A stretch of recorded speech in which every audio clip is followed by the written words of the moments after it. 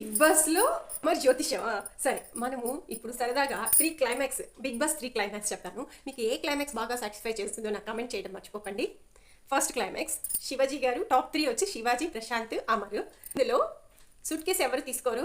శివాజీ గారు విన్నరు. కానీ స్టేజ్ మీద శివాజీ గారు మనకి 50 లక్షలతో ఇంకా ఏం చేస్తారో చెప్పలేదు కాబట్టి శివాజీ గారు విన్నర్ అయిన తర్వాత ప్రైజ్ మనీ యావరికి, ప్రశాంత్‌కి కూడా డిస్ట్రిబ్యూట్ చేసుకుంటాం. మేము ముగ్గురు డిస్ట్రిబ్యూట్ చేసుకుంటాం అని చెప్పడం క్లైమాక్స్ 1.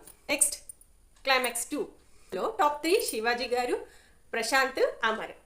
వీళ్ళ ముగ్గురులో సూట్ కేస్ ఆఫర్ తీసేసుకొని అమర్ ప్రైజ్ మనీని కట్ చేసి సూట్ కేసుతో వెళ్ళిపోవడం, తర్వాత ప్రశాంత్ విన్నర్ అవ్వటం. నెక్స్ట్ది శివాజీ గారు, ప్రశాంత్, అమర్.